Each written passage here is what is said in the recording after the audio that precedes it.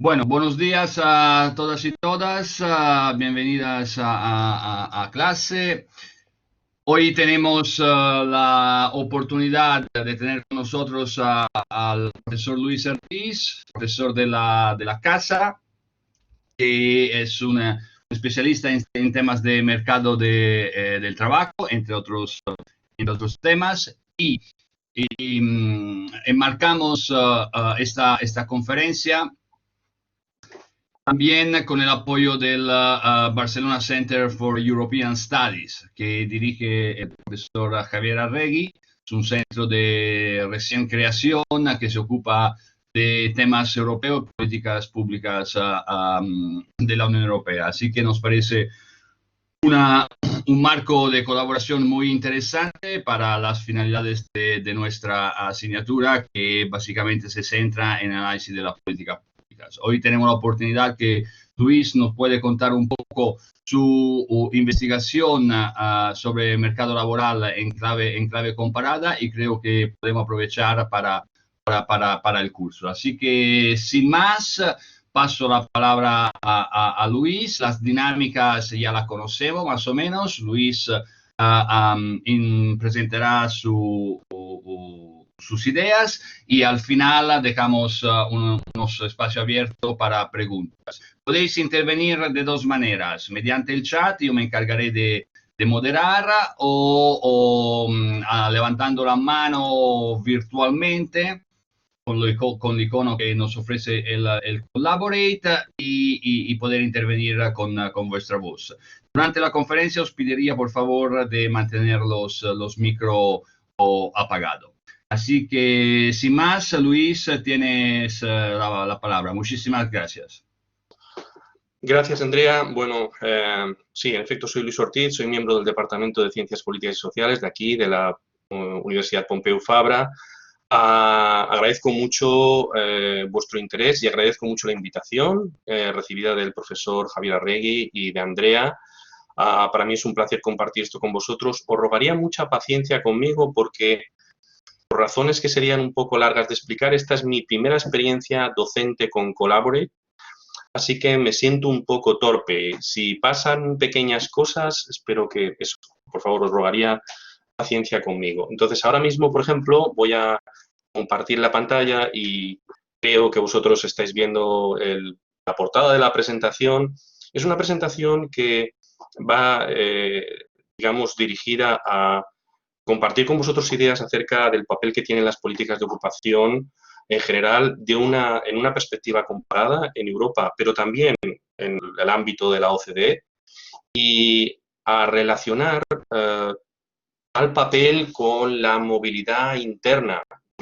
Intentaré a continuación explicar por qué esto puede ser relevante. Hay una serie de países, España, Italia son dos de ellos, pero a lo mejor no los únicos, en los que hay considerables desequilibrios territoriales, que, digamos, merece la pena ver en qué medida pueden estar relacionados con algún papel del Estado, del mercado y de la familia. Esta sería un poco la idea fundamental. Comparto con vosotros algo que no es meramente una pieza de docencia, por decirlo de algún modo, sino una idea de investigación en ciernes, y por lo tanto estaré muy interesado en que me digáis vuestra opinión.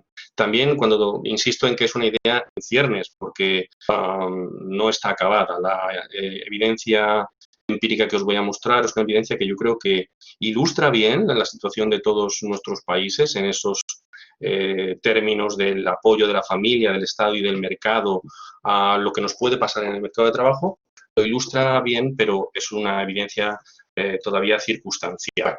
La estructura de la presentación es esta que os pongo aquí. Primero voy a intentar justificar por qué es relevante ver la relación entre movilidad geográfica interna dentro de los estados y políticas de ocupación. La segunda parte es presentaros una especie de pequeño modelo teórico que explicaría la propensión de los ciudadanos de un estado a moverse a otra parte del estado, ¿no?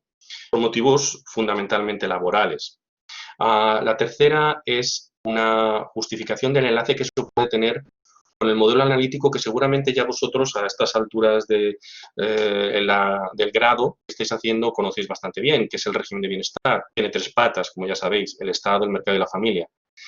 Y luego me pretendo presentaros una evidencia empírica que por un lado es una comparación internacional y por otro lado es una comparación en el tiempo. La comparación internacional intentaré que sea dentro de estas tres patas, Estado, mercado y familia, que vertebran los regímenes de bienestar. La comparación en el tiempo es un poco más difícil, pero me voy a fijar en dos países en los que los desequilibrios son bastante conocidos, que son España e Italia, ¿no? Y finalmente habrá una serie de recomendaciones políticas un poco al hilo de la evidencia circunstancial que yo os haya presentado.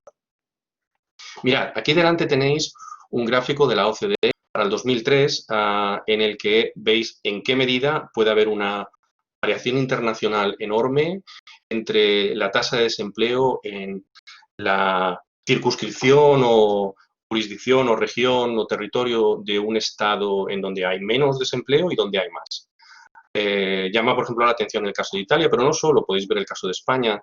Y si os ponéis un poco con vuestra imaginación de politólogos, sociólogos, economistas, lo que sea, a ver, digamos, el eje horizontal, podéis empezar a imaginaros agrupaciones de países, ¿no? Por ejemplo, yo me imaginaría que en el eje, en la parte izquierda del gráfico, empezaríais a ver países del este de Europa y países del sur de Europa, aunque hay alguno que se cuela, como por ejemplo Canadá.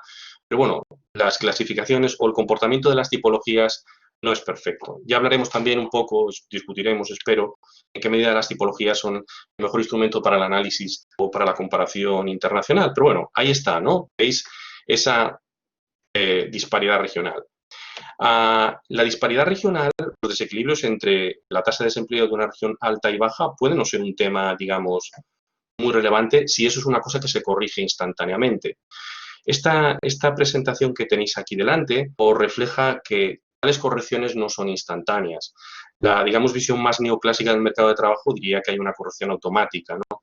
Pero tal corrección automática no es así. Mirad, este gráfico lo que muestra es la repetición de ciertas regiones como regiones con más desempleo o con menos desempleo de 1993 al año 2003. Y como veis, la repetición es bastante notable. El 80% de las regiones de Europa en el panel izquierdo del gráfico repiten en su posición, ya sea esta en la parte, digamos, alta o baja, del rango de tasa de desempleo por distribución territorial.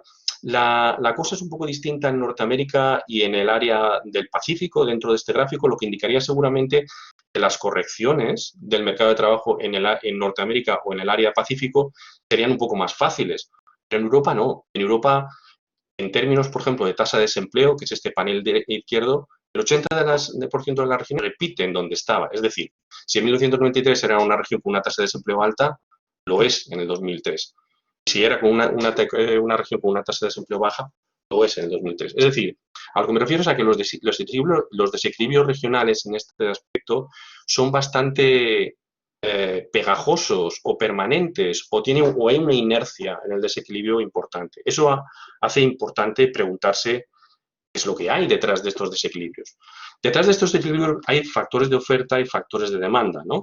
Y no me voy a parar mucho en esto porque no es, por decirlo así, la variable dependiente lo que me va, digamos, a motivar en mi análisis o en mi discusión, pero voy a hacerlo. Vamos a ver. ¿Por qué unas regiones pueden, por qué unos estados pueden tener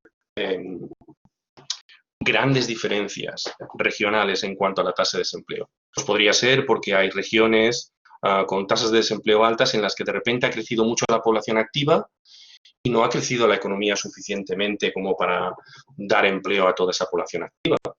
Y en otras regiones no se ha producido ese crecimiento de la población activa. Podría pasar. Podría pasar también que en unas regiones creciera desmedidamente el logro educativo y con un crecimiento correspondiente de la productividad y que la estructura económica de la región no diera para dar empleo a toda esa gente en correspondencia a su productividad o su logro educativo.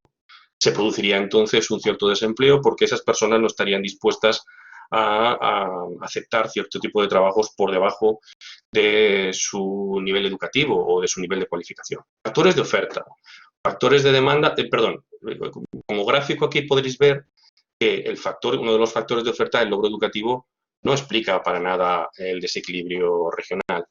En azul clarito veis las diferencias entre en tasas de desempleo entre las mejores y las peores regiones de una serie de países. Y en azul oscuro veis el diferencial en cuanto al logro educativo. Como veis, el diferencial en cuanto a desempleo entre regiones, el desequilibrio territorial en términos de actividad laboral o desempleo es mucho mayor que el que induciría a pensar el desequilibrio en términos de productividad. Algo pasa, algo que no explica este factor de oferta. Bueno, también hay factores de demanda. Hay estructuras económicas que distinguen a ciertas comunidades autónomas. Por ejemplo, la estructura económica de Andalucía o de Extremadura en el Estado español no es la misma tradicionalmente que la de Euskadi o que la de Cataluña. Y esto puede derivar en que haya tasas de desempleo sistemáticamente mayores en unas regiones que en otras. Pero un economista neoclásico te diría o pensaría que eso se puede llegar a reequilibrar con el tiempo, es decir, que se podrían llegar a producir cambios en la estructura económica debido a la oportunidad que puede suponer, por ejemplo, tener mano de obra o tener una fuerza de trabajo con costes laborales más reducidos en unas regiones que en otras. También puede ocurrir que un cierto sector que tenga digamos, una movilidad mayor o menor, que sea más o menos dinámico, que tenga una probabilidad mayor o menor de dar empleo, no funciona igual en unas regiones que en otras, porque hay características institucionales o de otro tipo que lo pueden hacer más dinámico en una región que en otra. A lo mejor el turismo, o a lo mejor la industria textil, a lo mejor cualquier otro sector puede tener diferente rendimiento o diferente dinamismo en una región que en otra. Esto contribuiría también a que haya regiones con mayor tasa de desempleo que otras. Esto es así. También hay un efecto que no sabía muy bien cómo colocar, si en la oferta y la demanda, pero que se habla en la literatura, que es la concentración económica, ¿no? Puede haber polos de crecimiento económico en ciertos países que sean tan masivos que generen un gran crecimiento económico y, por lo tanto, bajas tasas de desempleo en ese polo, pero que también generen un gran, digamos, retraso económico en las regiones aledañas porque, digamos, no absorben, digamos, toda la actividad económica, ¿no?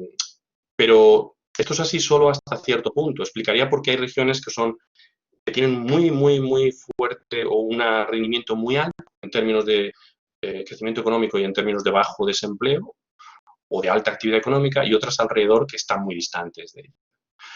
Pero esto es así, como digo, relativamente, porque una región que sea un polo de crecimiento económico tiene externalidades positivas de las regiones que están alrededor. El caso más paradigmático aquí en el Estado sería el de Madrid, que a lo mejor actúa como una especie de distrito federal, que es un polo de crecimiento económico rodeado de regiones que no son económicamente tan dinámicas como las de Castilla-La Mancha o Castilla y León, ¿no? Como veis aquí, hay una cierta relación entre la concentración del Producto Interior Bruto, que está en el eje horizontal, relativo a la concentración de la fuerza laboral y la tasa de dispersión que puede haber o la dispersión que puede haber en términos de tasas de empleo entre regiones. A mayor concentración, mayor es el desequilibrio o la dispersión, ¿no? Habría una cierta relación. Bien. Pero todos estos factores explicarían diferencias que serían momentáneas, pero no persistentes, porque a la larga una región con tasas de desempleo bajaría los salarios y se convertiría en regiones muy atractivas para la inversión y, por lo tanto, para el crecimiento económico y, por lo tanto, para la reducción del desempleo en esa región. Es decir, deberían haber ajustes que son los propios de un mercado de trabajo en términos muy neoliberales, en términos muy fluidos. Y, sin embargo, eso, como hemos visto en algunos de los gráficos anteriores, no se produce. En el caso de Europa hay cierta inercia, ¿no? Entonces, cabe pensar que hay un problema de falta de movilidad de la fuerza de trabajo. ¿Qué problema o qué evidencia, digamos, o relevancia, perdón, adicional podría suponer esto? No creo que sea muy bueno para la economía de un país en general que haya grandes desequilibrios regionales, porque en cierta medida suponerlo en términos económicos supone una especie de derroche de factores, ¿no? Hay una gente joven con una capacidad productiva productiva, capaz de aportar riqueza, que no la está aportando a lo mejor como la podría aportar en las regiones en donde las tasas de desempleo son más elevadas. Puede haber gente, por ejemplo, que esté sobreeducada en esas regiones y por lo tanto no está aportando toda la riqueza que podría aportar en función de la inversión en capital humano que ha realizado. Eso es digamos, un tema o una pérdida que se puede producir derivada de este desequilibrio en términos económicos. Pero seguro que estáis pensando en otras pérdidas, que son las que analizaría un politólogo, un sociólogo, que son las pérdidas que se producen, por ejemplo, derivadas de altas tasas de desempleo juvenil y el impacto que estas altas tasas de desempleo juvenil puede tener en la fertilidad, en la emancipación, en la construcción de vidas, ¿no? Entonces, este es si hubiera, digamos, una falta de movilidad interna, pues habría que plantearse cómo desde las políticas públicas se podría hacer algo para fomentarla. Pero primero de todo lo que queremos ver es si realmente hay una relación, ¿no? Si esta relación existe. ¿Existe? Aquí tenéis una cierta evidencia de que sí existe. La relación no es perfecta. La relación, como veis, no tiene, digamos, la misma inclinación, el mismo gradiente al principio que al final. No es una relación perfectamente lineal, pero veis que en este gráfico en donde se relaciona los flujos netos de movilidad entre regiones, y hablaré de ello más tarde, que están en el eje vertical, con el coeficiente de variación regional en términos de desempleo, que está en el eje horizontal, la relación es negativa. Es decir, que donde hay flujos netos más bajos, hay una variación regional, un desequilibrio, unas diferencias en términos de desempleo más altas, ¿no? Es decir, que sí, parece que hay una relación entre una cosa y otra. Vale. Por lo tanto, merece la pena explicarse teóricamente qué es lo que explica la movilidad. Mirad, aquí os propongo yo un modelo en el que hay un ratio entre costes y beneficios de desplazamiento y costes y beneficios de permanencia. A su vez, los costes y beneficios de desplazamiento se puede también transformar en un ratio. Los beneficios de moverse, BM, frente a los costes de moverse. Y en el denominador están los beneficios de permanecer frente a los costes de permanecer. Si el numerador se hace mayor que el denominador, la gente se mueve más que si es al contrario. Por lo tanto, tendríamos que ver todo lo que hay en esos beneficios y costes de moverse, todo lo que hay en esos beneficios y costes de permanecer y qué puede incidir en ellos. Bueno, los beneficios de moverse son el salario y otros beneficios laborales no salariales que tú tengas en una región de destino, la autonomía que como joven adquieras y otras ventajas personales. La gente quiere adquirir esa autonomía, ¿no?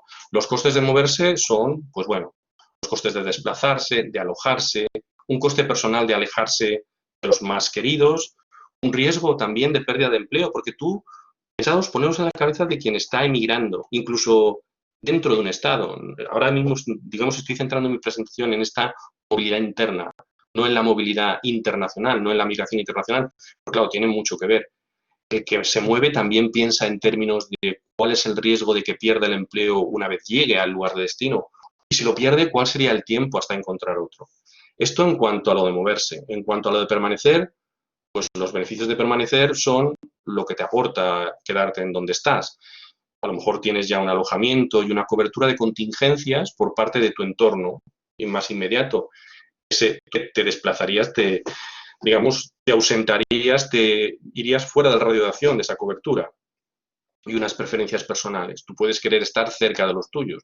Eso es una cosa que creo que en el sur de Europa conocemos más que en otras partes. También se hace cultural o una cuestión de valores, por decirlo de algún modo. Y luego está el coste de permanecer. Claro, si tú te quieres quedar porque tienes esa cobertura y porque tienes esas preferencias personales, pagas un precio. El precio es, a lo mejor, en ciertas regiones, el Mesoyorno, el sur de España, la mayor dificultad para encontrar un empleo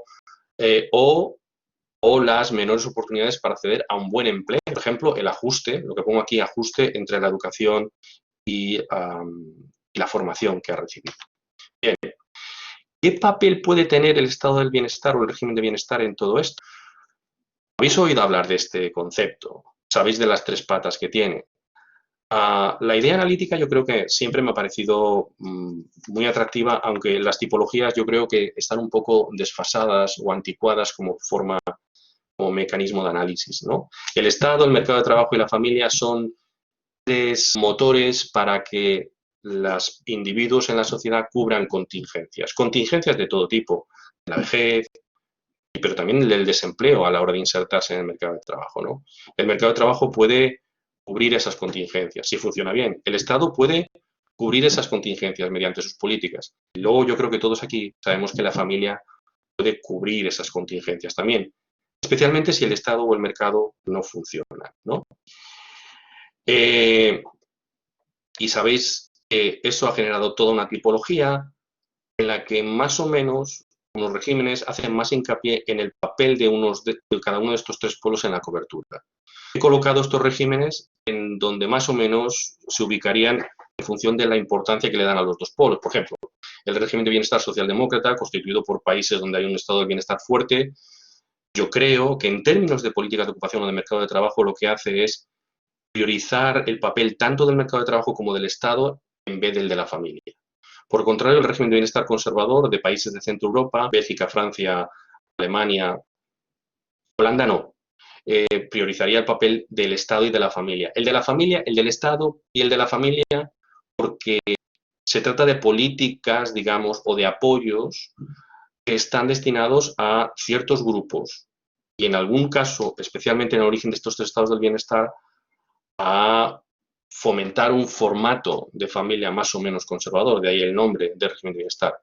El régimen de bienestar liberal lo que hace es priorizar fundamentalmente el mercado de trabajo y luego, como sabéis, en las tipologías de regímenes del bienestar han ido surgiendo otros tipos, escindidos de algunos de los tres anteriores, que son, digamos, la tipología inicial. Uno es el familialista, que sería una escisión del conservador, una escisión en la que, como pasa con el mercado de trabajo en el régimen de bienestar liberal, la familia pasa a cumplir un papel sobredimensionado, hipertrófico en relación al Estado y al mercado de trabajo. Bueno, y luego habría uno que no aparece aquí, un quinto, que serían los regímenes de bienestar de los antiguos países del centro y este de Europa, del este de Europa, es decir, de los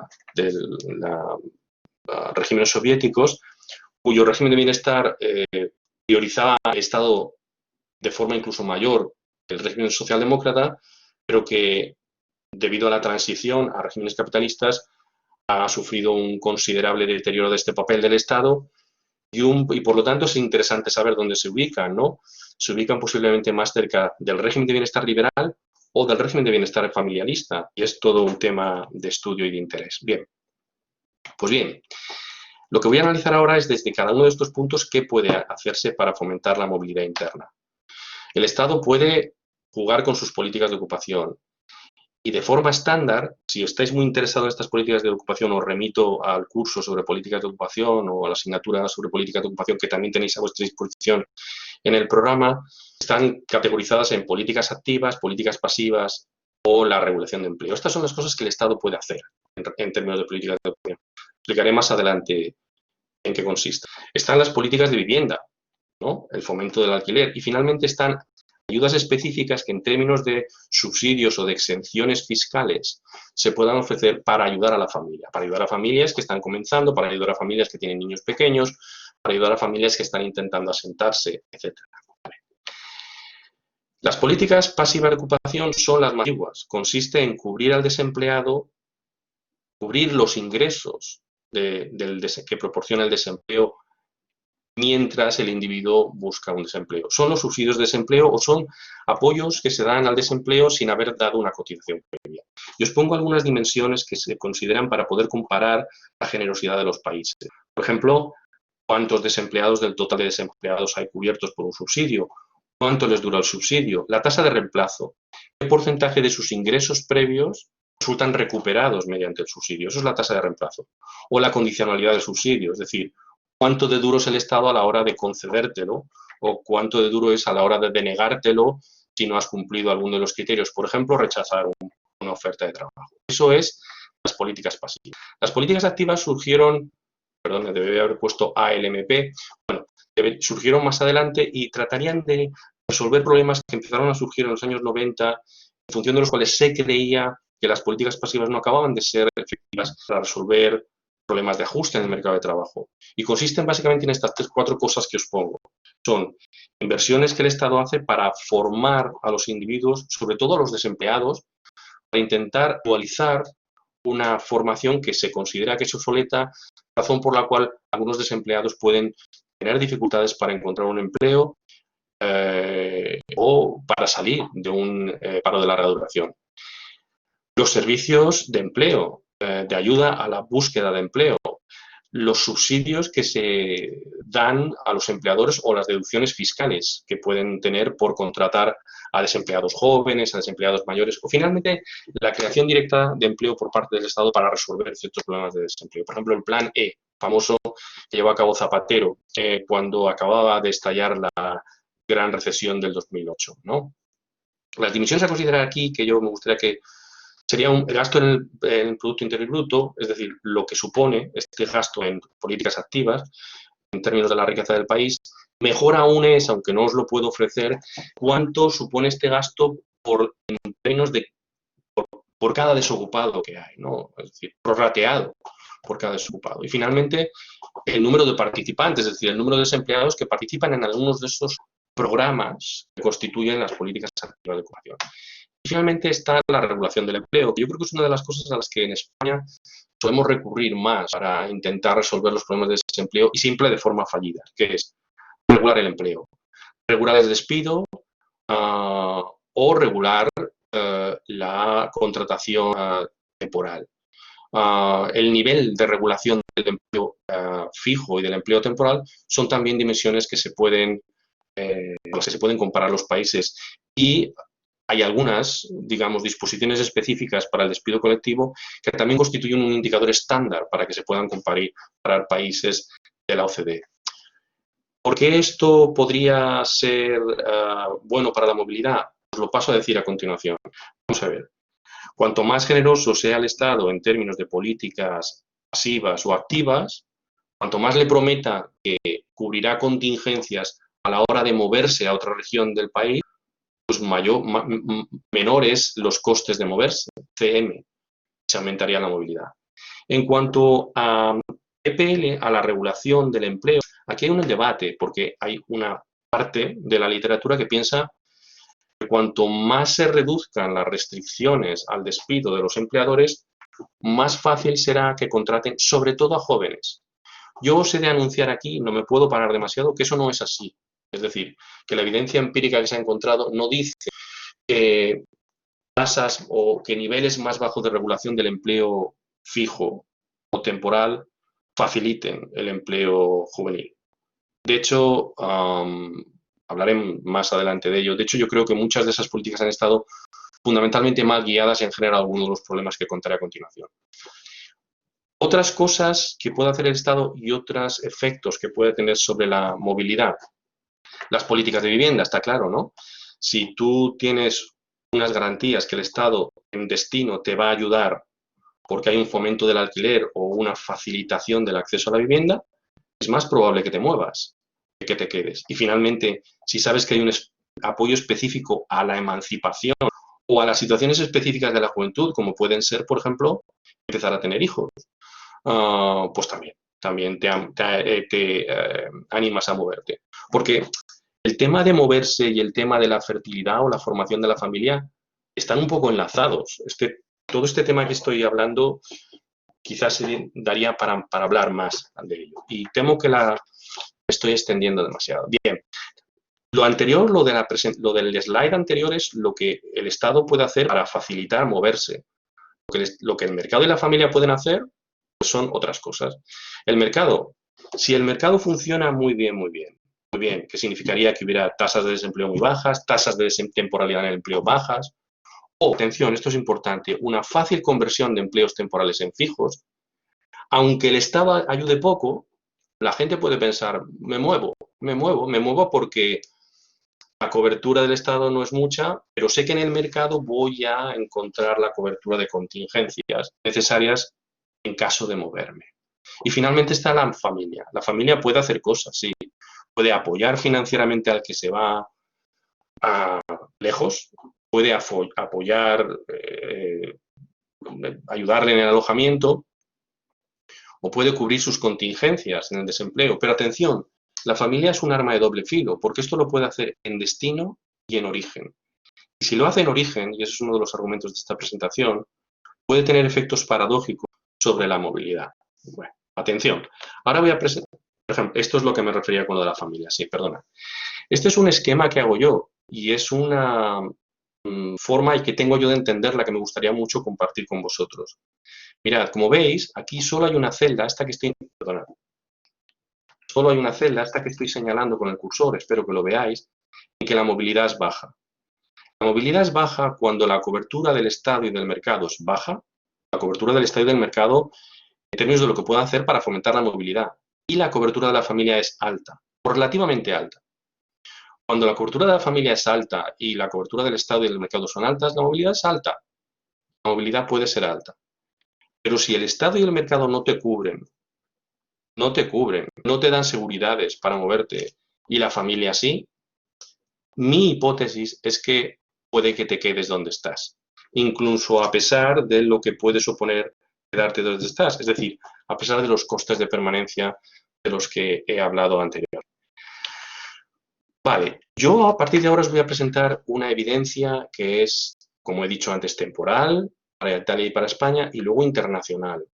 Hay una serie de consideraciones metodológicas para el estudio de la relación entre movilidad y políticas. Son consideraciones que hay que compartir por vosotros dadas las características de este curso y para un poco hablar con humildad o con cautela de lo que os voy a presentar. Los estudios de movilidad primero están condicionados por el tamaño del país y por las unidades geográficas internas. El estudio de la movilidad interna no es el mismo para Luxemburgo o para Mónaco que para Estados Unidos, ¿verdad? Suena un poco chusco decirlo, pero en unos sitios tiene más sentido sencillamente hablar de esto que en otro. Y también para un país con unas dimensiones, controlando, digamos, por el tamaño geográfico de un país, depende mucho cuáles sean el tamaño de sus unidades geográficas internas. Si es muy pequeño, existirá más probabilidad de que los individuos crucen las fronteras de esas unidades geográficas internas. Si son unidades geográficas muy amplias, y aquí presto atención a Canadá, por ejemplo, si son unidades geográficas muy altas, puede que la movilidad sea menor. Es decir, para un análisis riguroso de este tema habría que controlar por este tema, por el tamaño general del país y por el tamaño de sus dimensiones territoriales. Y esto no lo voy a poder hacer ahora aquí. Luego también hay que considerar flujos netos y brutos. Vamos a ver, si tanta gente sale como entra, en realidad en términos netos no hay cambios entre las unidades territoriales. Lo que nos interesa saber es si hay flujos netos, es decir, si los desequilibrios territoriales en términos de desempleo se corrigen porque hay por ejemplo, de las regiones o de los territorios donde hay más desempleo, más gente que sale que entra, ¿no? Eso sí, por lo tanto, es una de las razones por las que esto sí que lo estoy haciendo, me fijo más en los flujos netos que en los flujos brutos. También hay que controlar por una cosa que se ha ido haciendo cada vez más frecuente, el commuting y lo que supone esto de cruce entre unidades regionales. Por ejemplo, hay gente que hoy en día vive en Castilla-La Mancha y trabaja en Madrid. Otro tema de estudio. Finalmente, lo que os voy a presentar es un análisis bivariado, por lo tanto es una evidencia circunstancial, porque lo lógico sería que fuera un análisis multivariado porque puede haber un cierto solapamiento entre ciertas de las variables independientes, por decirlo de algún modo, que voy a considerar, o de los factores que explican la movilidad que voy a considerar. Y finalmente, es un análisis a nivel agregado. Y esto implica que hay un efecto composicional, porque puede que haya países donde haya ciertos factores individuales que explican más la movilidad que otros, ¿no? Y no podemos todo atribuirlo a los factores a nivel agregado. Un factor a nivel individual clave es el logro educativo. Cuanto más logro educativo, más se puede mover la gente, porque mayor es el salario y las condiciones laborales que puede obtener en un lugar de destino, y esto, claro, puede implicar atribuciones erróneas, por decirlo de algún modo, al peso de los factores agregados. A ver, ¿alguien me ha dicho algo? ¿No? ¿No? ¿Está bien? Creo que ha levantado la mano José María Castellano. No sé si quería decir algo. José María. Disculpadme, ha sido por error. Disculpad. Ha sido por Vale. error. Vale. ¿Ahora me podéis confirmar que estáis viendo otra vez la pantalla? No, ahora te vemos a ti, Luis. Entonces algo se ha roto. y tengo que, perdonadme, voy a No hay irme problema. al Collaborate, creo que tengo que volver a compartir, me imagino, compartir aplicación o pantalla. Ah, ahora me volvéis a ver, ¿verdad? Ahora ¿Me veis? volvemos a ver la presentación, gracias. Sí. Bien, la comparación internacional. Voy a ir un poco porque creo que... Bueno, la comparación internacional la voy a hacer en términos del Estado, del mercado y de la familia. En términos, lo primero que vemos aquí es que, en efecto, los flujos netos, la movilidad no es la misma entre todos los países. Y de nuevo os invito a que con vuestra imaginación sociológica miréis en el lado derecho del gráfico e intentéis ver qué países hay menos flujos netos de movilidad. Bueno, veis que Italia, Grecia y España están por ahí, ¿no? Japón, os aviso que es un régimen de bienestar que se considera familialista, es decir, similar a Italia, Grecia y España. Y veis también que hay algunos países del este de Europa. Vale. Esto ya indica que algo pinta, algo hay, ¿no? También os llamo la atención sobre el hecho de que si veis diferentes años, 1993, 98, 2003, el mayor o menor flujo neto de movilidad es una cosa que caracteriza a los países, no cambia mucho de un año para otro. Es decir, España, Italia y Grecia son países donde hay poca movilidad interna y la ha habido en 1993 y la ha habido en el 2003. Todo esto como confirmación de aquello de que es algo bastante pegajoso, algo bastante permanente, una característica bastante estructural de esos mercados de trabajo, por lo menos desde 1993, por lo menos, ¿no? Vemos que no ha sido así siempre, claro, como algunos de vosotros ya imagináis, ¿no? Explica la movilidad interna de los regímenes de bienestar. Aquí los he dibujado un poco, he hecho este gráfico lo he creado yo, con los datos de la OCDE extraídos del gráfico anterior, y veis que en azul clarito hay regímenes de bienestar anglosajones. Me faltan, y esto es una cosa que me disculpo, pero no he encontrado, me faltan regímenes de bienestar socialdemócratas, los nórdicos. Y solo Holanda es un país que se suele clasificar como un régimen de bienestar nórdico por lo que respecta a las políticas de ocupación. Y es el único ejemplo que tengo. Me gustaría tener a Dinamarca en el gráfico, a Suecia en el gráfico, a Finlandia en el gráfico, a Noruega, pero no los tengo, no los tengo. Esto es un déficit. Y encontráis que, bueno, los verdes son los regímenes de bienestar conservadores y los amarillos son los regímenes de bienestar sudeuropeos o familialistas, en los que la familia juega un papel clave, ¿no? Es donde los flujos netos de migración interna son más bajos. A grosso modo, y con cierta suciedad o confusión o ruido en la relación, yo diría que sí que hay algo. Es mi intuición. Mercado. Vamos primero a ver cómo funcionan estos países. Mirad, esta es la tasa de desempleo juvenil. Aquí hay muchos más países que antes. He señalado en amarillo algunos del sur de Europa. Con ruido, insisto, con ruido, podéis ver que en la parte izquierda hay países que son regímenes de bienestar nórdicos o regímenes de bienestar liberales. Y aquí veis países que son del este de Europa, es decir, regímenes de bienestar socialdemócrata desmantelados o regímenes de bienestar sudeuropeos. Y aquí veis la temporalidad en el empleo. Y de nuevo os llamo la atención sobre los tops en el ranking y los bottom en el ranking. Los mercados de trabajo que teóricamente funcionan mejor tienen baja temporalidad. En el empleo juvenil, los países en los que el mercado de trabajo funciona un poco raro, tienen tasas de desempleo, tasas de temporalidad en el empleo juvenil. Ahora lo que hay que hacer es relacionar esto, ¿no? ¿Esto tiene algo que ver con lo de los flujos netos de movilidad? Vamos a verlo. Sí, algo que ver tiene.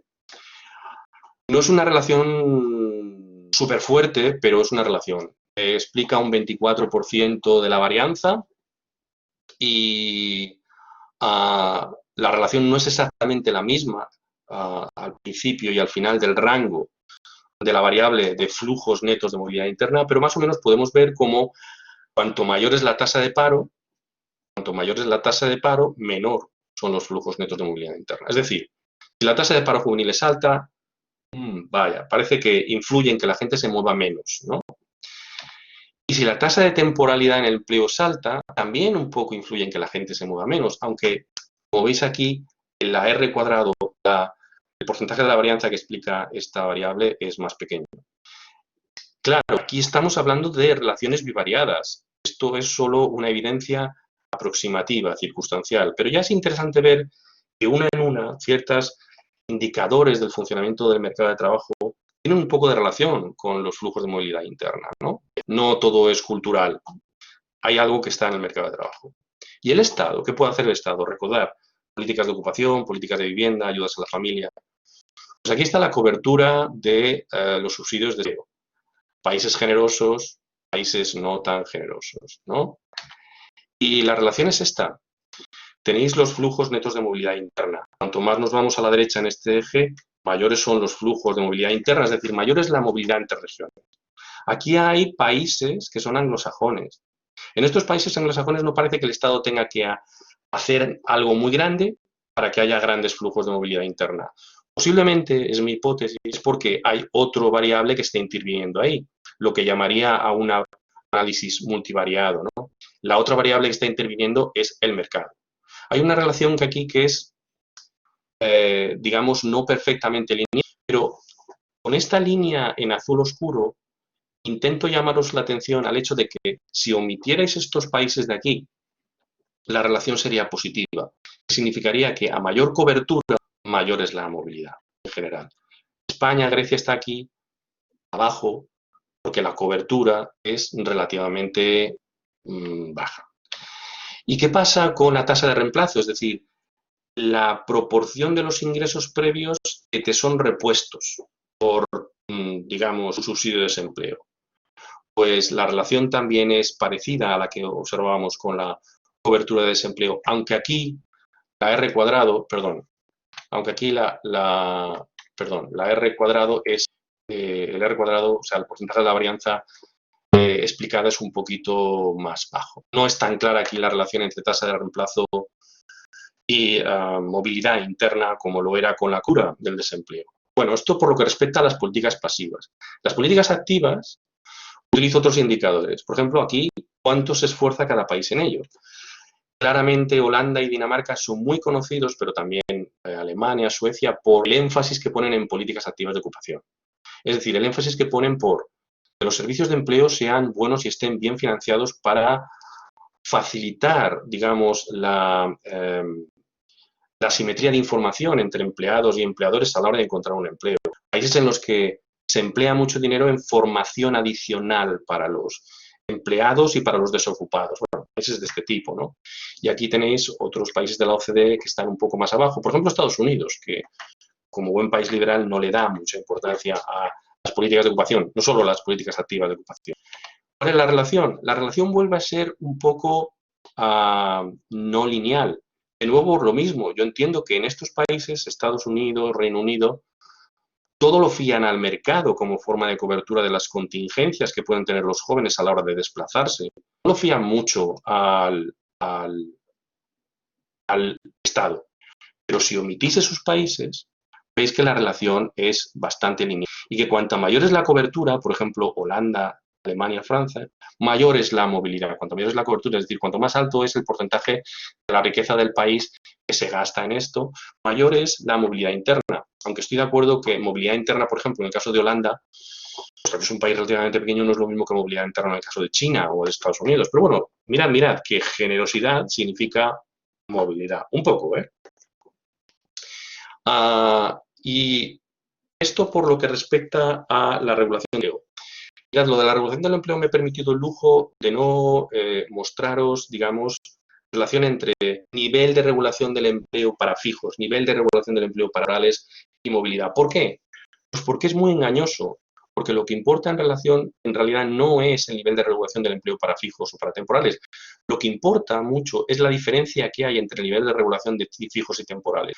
Ciertas reformas del mercado de trabajo, como las que fueron introducidas en España en los años 80 o por Schröder en Alemania, más adelante, condujeron a una segmentación del mercado de trabajo porque relajaron la contratación temporal mientras mantenían la regulación o la protección del empleo fijo. Eso hizo fue que se desangrara el mercado de trabajo mediante la creación de empleo temporal. Sería largo de contar un poco los procesos de segmentación del mercado de trabajo. Pero lo que quiero capturar precisamente es la segmentación en el mercado de trabajo, es decir, el hecho de que de repente no sea fácil pasar de un contrato temporal a un contrato fijo. Aquí está la probabilidad en este gráfico, la probabilidad estimada de transición de un empleo temporal a uno permanente de un trimestre a otro dentro de un año. Llamo la atención a los países que están aquí abajo. España es uno de ellos, Grecia es uno de ellos. Son países en los que cuesta, si tienes un contrato temporal, pasar a un contrato fijo. Suiza, Dinamarca están en países en los que si tienes un contrato temporal es relativamente fácil pasar a un contrato fijo. Es decir, países en los que la temporalidad, los contratos temporales, sí que juegan realmente un papel de trampolines para el contrato fijo. Bien. Y aquí está la temporalidad, la tasa de temporalidad ponderada precisamente por esto que he mostrado en el gráfico anterior, es decir, por la tasa de transición de un empleo temporal a uno fijo. Pues bien, si yo, si yo relaciono los flujos netos de movilidad interna, ahora perdonad porque está en el eje vertical, en el eje horizontal, con la temporalidad ponderada por esa probabilidad de transición, porque no es lo mismo ser temporal en un país en donde sabes que es fácil pasar de la temporalidad a la permanencia en el empleo, que un país en el que no es así. La temporalidad tiene un peso mayor o un riesgo mayor en un país en el que no sea fácil. Bueno, pues mirad dónde está España, mirad dónde está Polonia. Son países donde la temporalidad juega un papel muy importante, ha pasado a jugar un papel muy importante en los respectivos mercados de trabajo, pero en donde es relativamente difícil moverse de un empleo temporal a uno fijo. Son países en los que los flujos netos de movilidad interna son bajos para la gente entre 15 bueno, como porcentaje de la población entre 15 y 64 años.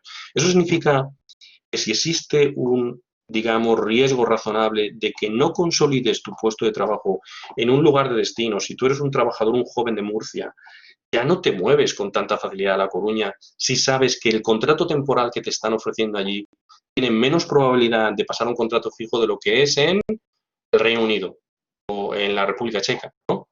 O en Holanda, ¿no? Es así, es un poco, eso también influye en lo de moverse. Este es un indicador interesante porque es un indicador que he encontrado de la OCDE que aglutina tanto el lado del mercado como el lado del Estado.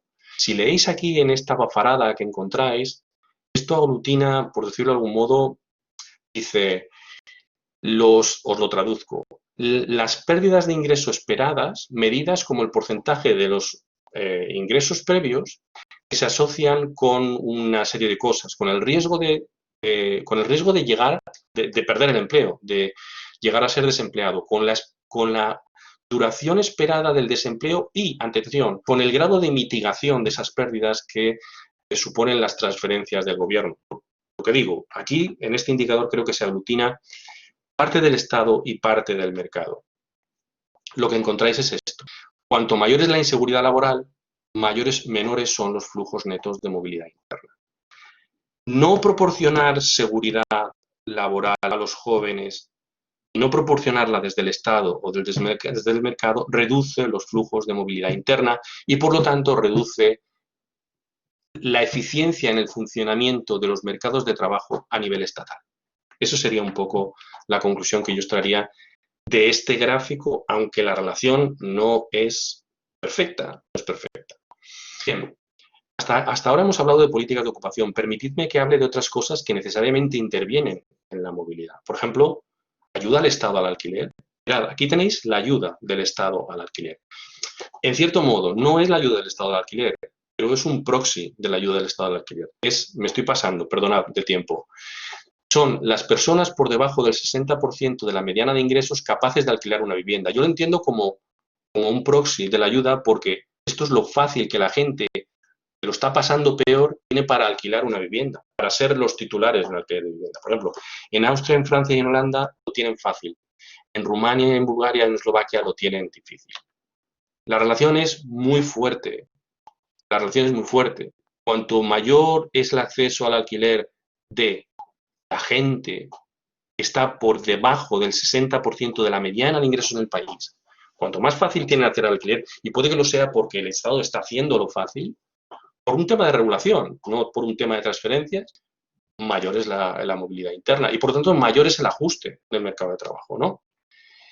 Y cuanto mayores son las ayudas, mayores también la movilidad interna, aunque aquí de nuevo, como pasaba con algunas de las dimensiones del mercado de trabajo, la relación es no monotónica o no lineal, porque en Estados Unidos, por ejemplo, todo lo fían al funcionamiento del mercado de trabajo.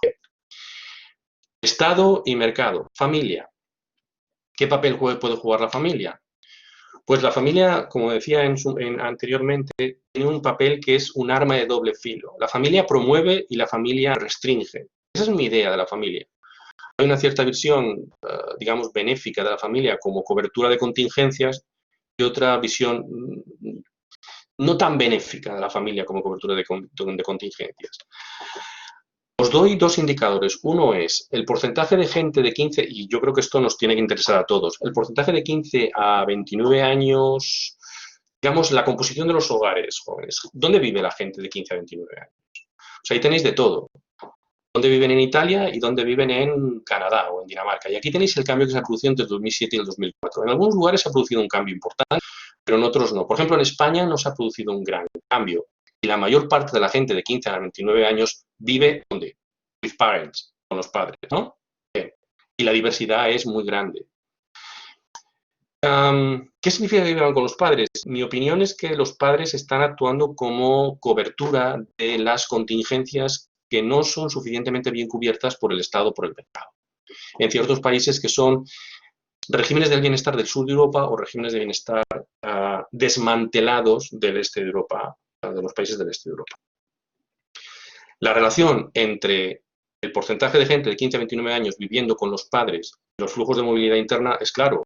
Es decir, cuanto más es el porcentaje, menor, más bajos son estos valores, los flujos netos de movilidad interna. ¿Lo veis, no? Pues algo parecido vais a ver si lo que hago es la edad media de emancipación. La relación es extraordinariamente fuerte. Es decir, cuanto más alta es la edad de emancipación, menores son los flujos netos de movilidad interna. Quedaré a la espera de alguno de vosotros que me indique este gráfico por algo que me parece obvio. Pero bueno, ved en qué medida la cobertura de la familia como una de las patas de los regímenes de bienestar puede influir mucho, ¿no?, en la movilidad geográfica, en que la gente se mueve de un lugar a otro para compensar lo que el mercado de trabajo en origen no le proporciona.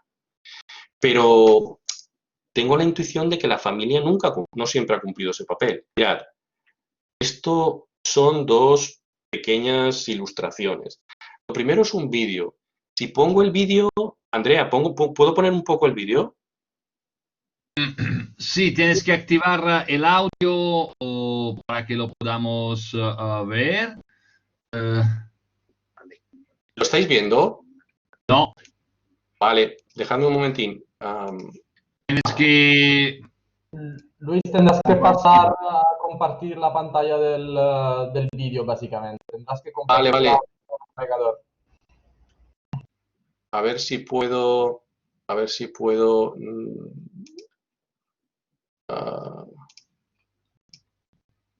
no lo estáis viendo, ¿no? No. Vale. Barbaridad. Tienes que abrir el vídeo en el ordenador y luego compartir pantalla y ahí veríamos el vídeo. Perdona un momentín. Cancelar. Compartir aplicación de pantalla. ¿Cómo puedo? Selecciona directamente la pestaña del vídeo, porque ahora mismo estamos viendo tu... Ahora te vemos a ti. Si vuelves otra vez donde estabas antes, vemos tu navegador y entonces tendrás que escoger la pestaña en el Chrome del vídeo. Vale, gracias. Entonces ahora, por ejemplo, me voy aquí y ahora estáis viendo el vídeo. Ahora estamos... Espera, ahora no se ve nada. Vale, Sí. sí se ve el vídeo. Lo que pasa es que no se oye, pero no se oye porque creo que tienes que darle a una opción en las configuraciones del Collaborate, los ajustes. Si no, lo vemos sin audio. Si no lo vemos sin audio, Y empieza a escucharse. lo que quiero llamaros la atención con este vídeo es en que en cierto momento en Italia, y estas imágenes valdrían para Cataluña, y por eso he puesto la foto abajo, no había ninguna cobertura del Estado, bueno, o quizá había alguna, sí, quizá había alguna en Italia, sí, seguro que en España no, y del mercado mala. Y vemos imágenes de gente que emigraba así. E li chiude negli slums per perdono, che a Milano si chiamano guai.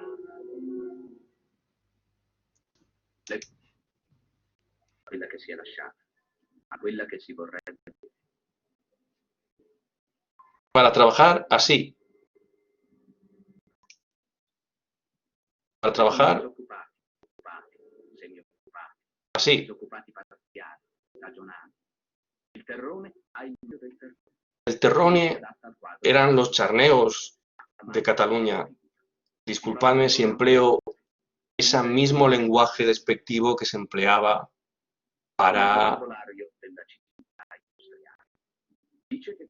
no acoger a los inmigrantes que venían de otras partes del país. Seguramente era lo mismo que pasaba con la población negra que acudía a los lagos del norte de Europa. Era la misma historia. La misma historia. La misma historia. Como voy un poco retrasado, no pongo el vídeo, pero os animo mucho a que lo veáis, porque es de este tipo de documentos que te puedes encontrar un poco en la red, que yo creo que un poco ilustran bien. Ahora lo que quiero es volver a compartir pantalla. Sé que no la estoy compartiendo, ¿no? Ahora no. No, nuevamente. Perdonadme un poco. Supongo que lo has puesto en compartir archivos, ¿no? Está ahí dentro tu presentación. Lo que no puedo, no se me activa lo de... Ahora estamos otra vez aquí, ¿verdad? Sí. Bien. Mirad, lo que me refiero es a que la familia no ha cumplido en Italia o en España el papel de retentor o de retención, ¿no? Que se puede haber derivado, que podéis haber deducido de las slides, de las diapositivas anteriores. Ya, de esto es un gráfico que he hecho con estadísticas históricas del saldo inmigratorio en España desde 1950 en adelante. Saldos migratorios positivos es gente que sale. Saldos migratorios negativos es gente... Perdón, saldos migratorios positivos es que llega más gente de la que sale. Saldos migratorios negativos es que sale más gente de la que llega. Y esta es la historia de esta gente. Esto es estos años. Esto es, esta parte del gráfico, es toda la movilidad interna que existía antes, que no existía luego. De hecho, yo creo que estos saldos migratorios positivos me parece que están ahora constituidos más por migración externa, ¿no?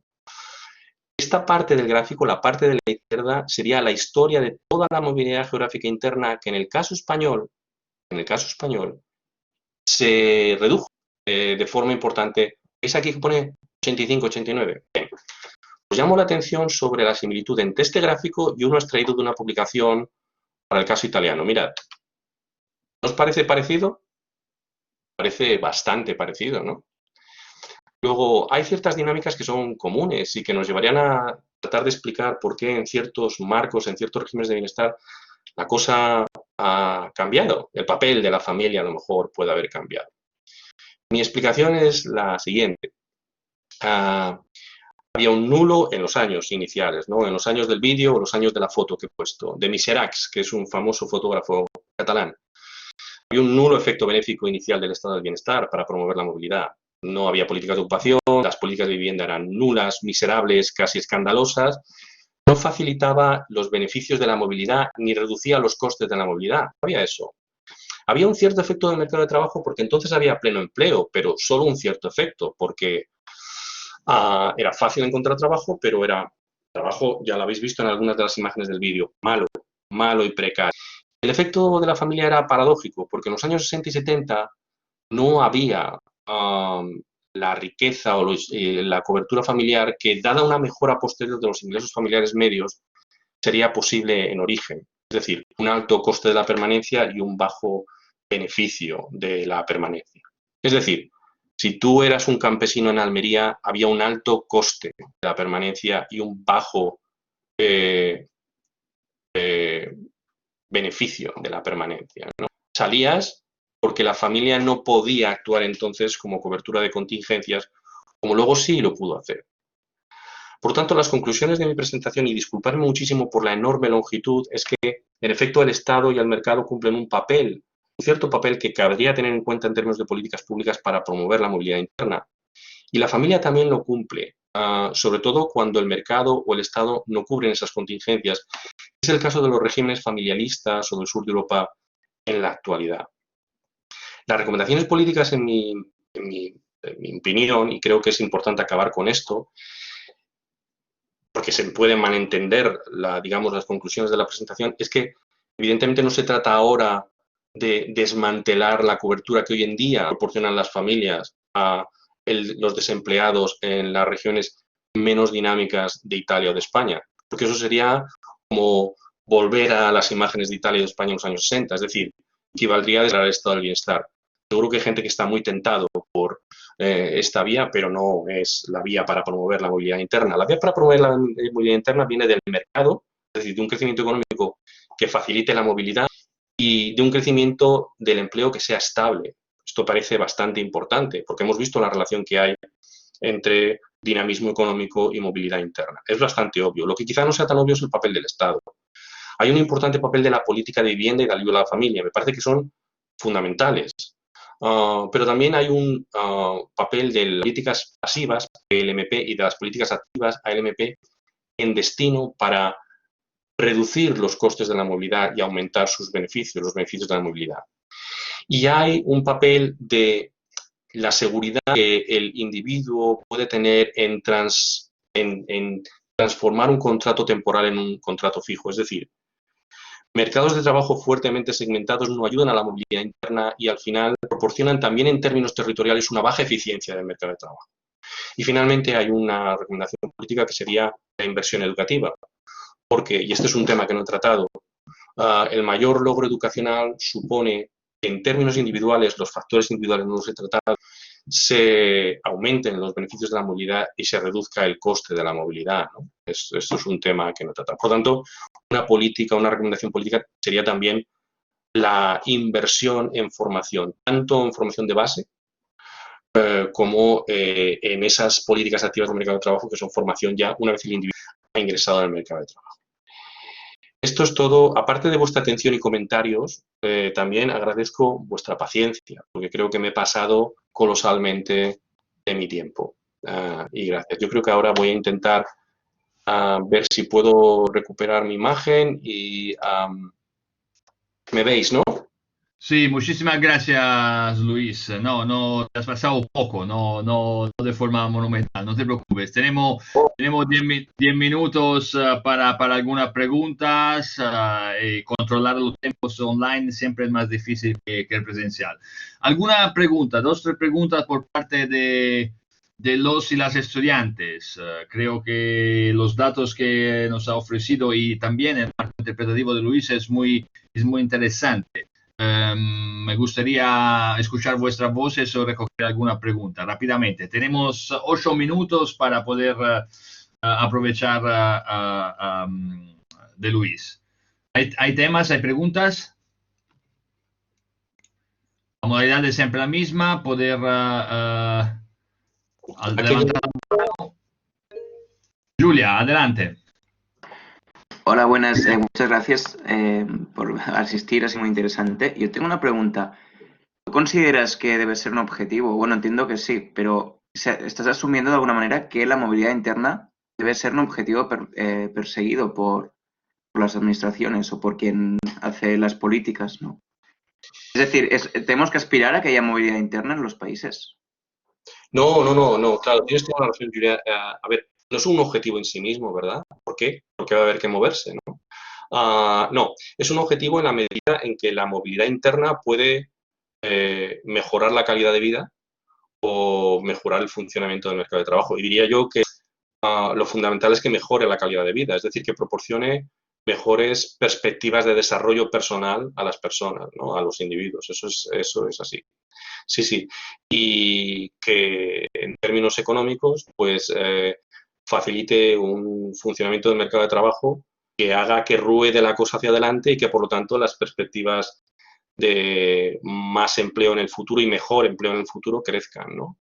Eso sería un poco la idea.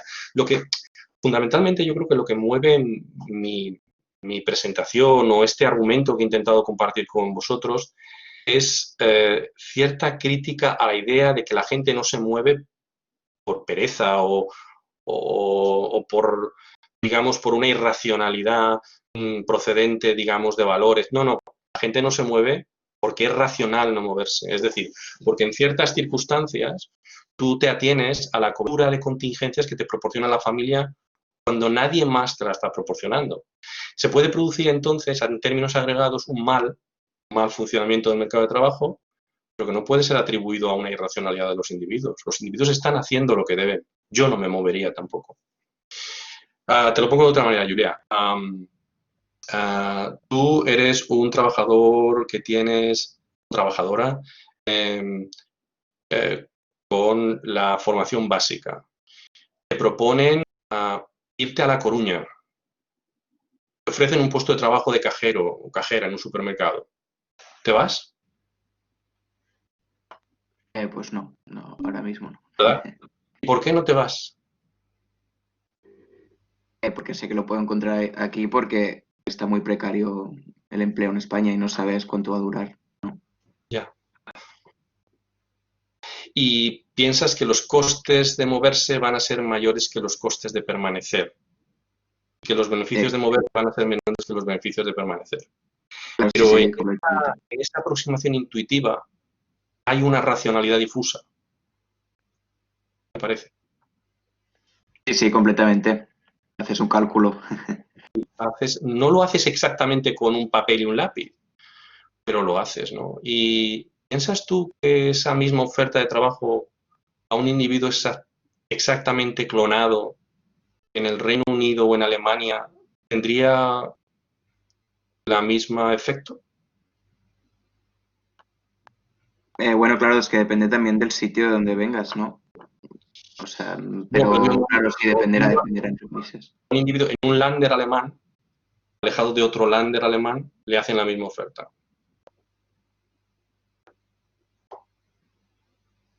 A lo mejor no se mueve tampoco, pero ¿crees que la propensión sería un poquito diferente en un sitio o en otro? Esto es digamos, estas son las cosas a las que les doy vueltas un poco. Pero gracias, porque me parece muy adecuada tu pregunta, sí. Moverse por moverse, pues no.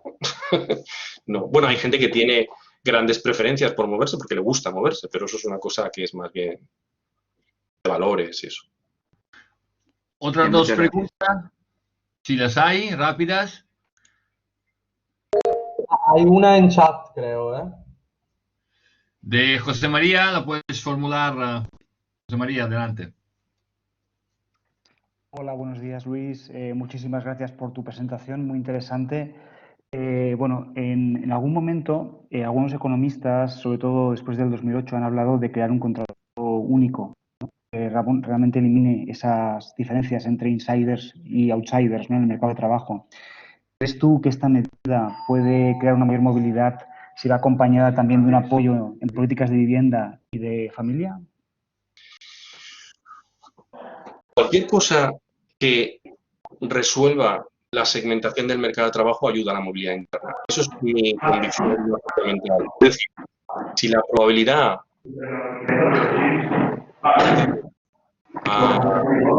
Los micros, Clau. Lo siento, pero no estoy oyendo muy bien. No, vale. Digo, si la probabilidad de no consolidar un empleo, es decir, de no conseguir un empleo fijo después de que te proponen un empleo temporal con el que tú tendrías que mover, es la probabilidad de no transformar ese empleo temporal con el que te moverías a un empleo fijo es muy baja, el riesgo es mayor de moverse, ¿no? El riesgo es mayor. Si la probabilidad es muy baja, el riesgo es mayor. Entonces, no te mueves. Si la probabilidad es muy alta de que ese empleo temporal sea un trampolín para un empleo fijo, vaya, entonces consideras que quizá te puedas establecer en el lugar de destino. Que el contrato único sea una forma para resolver la segmentación del mercado de trabajo español, eso ya es un tema aparte, porque es una cuestión controvertida. Hay razones para pensar que sí podría ser, pero también hay críticas para pensar, es decir, también he oído, digamos, argumentos en contra para pensar. Es un experimento que no se ha intentado, digamos, en ningún lado, y ya hay quien, por ejemplo, desde la OCDE, ha formulado críticas importantes a que un contrato único pueda resolver la segmentación del mercado de trabajo español. Pero, porque tiene, yo creo que, digamos, una confianza mágica en la progresividad de la indemnización, el despido. Y está por ver que eso sea así. Pero bueno, definitivamente algo hay que hacer. No tengo una respuesta definitiva, pero algo habría que hacer porque la segmentación del mercado de trabajo reduce la movilidad, sobre todo de trabajadores con bajo nivel de cualificación. No se mueven por el riesgo que supone moverse. Una última pregunta, faltan 2 minutos. Supongo muchos de vosotras y vosotros tendréis clase seguida.